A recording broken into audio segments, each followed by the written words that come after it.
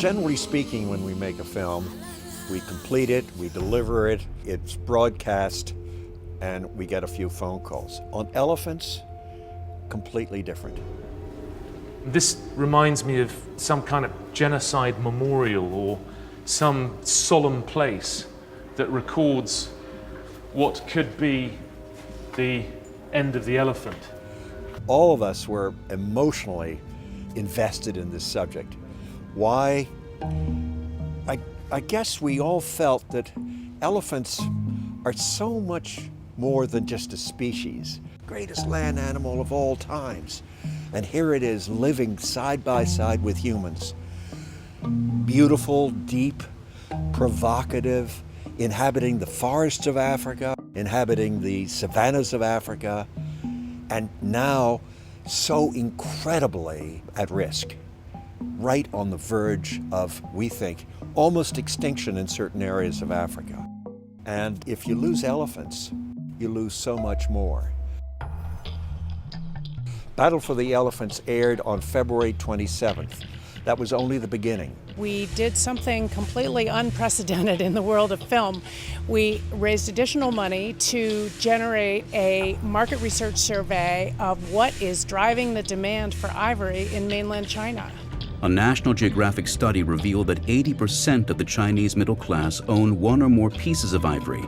This was a vast survey. It was conducted in 9 cities, and we really tried to probe the question of what are the unique characteristics among Chinese that cause them to want to buy so much ivory and so much more ivory than we thought.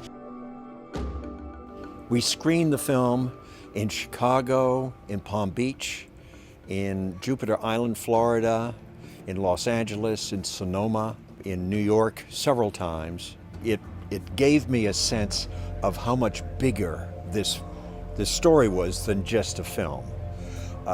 All kinds of people from the world of fashion showed up, from the world of entertainment.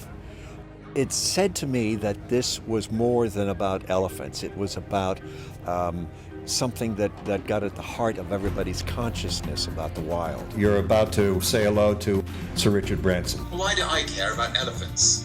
If we lose the battle of the elephants, it will send a terrifying chill across Africa. I personally would do all I can to prevent that from happening. It's the one species you can't stop looking at, admiring, wondering about. It helped educate me on what the ivory is being used for and not supporting that industry. And the big question is, how do you break the cultural barriers? I don't believe that people everywhere know that this is happening, and I think that that's what is so important. I thought this was knowledge being imparted that everyone knew. This was understood. And I was really surprised that people don't know about this.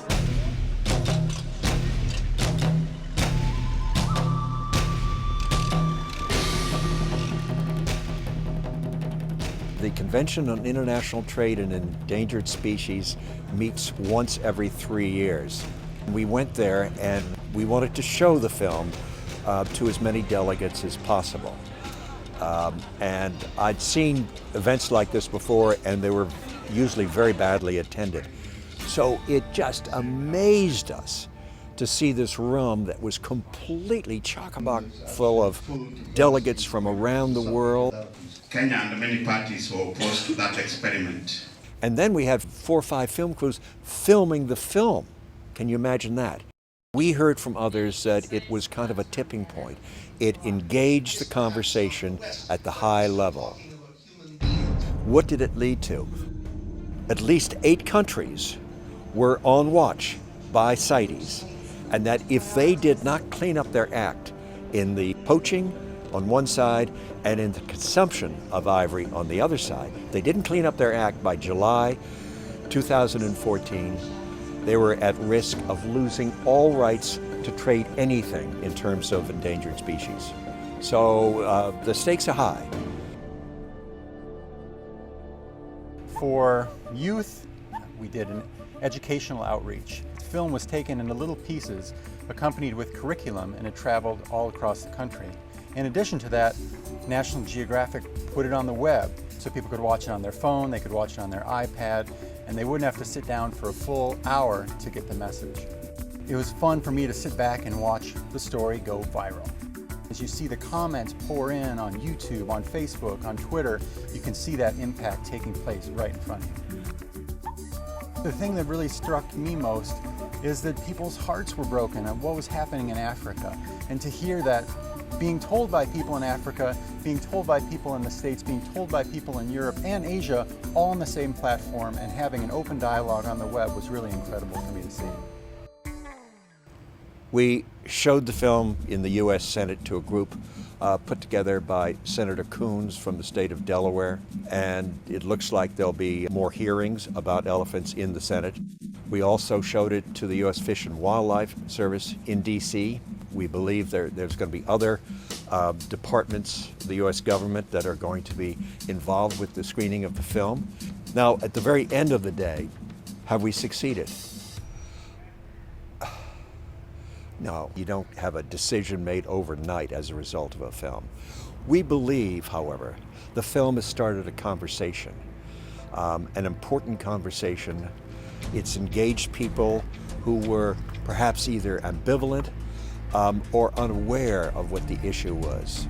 Now the issue is on the table. To me, this is it's a revelation about what you can do as a filmmaker and what you must do sometimes with a film of this magnitude that could have impact in ways far beyond broadcasting.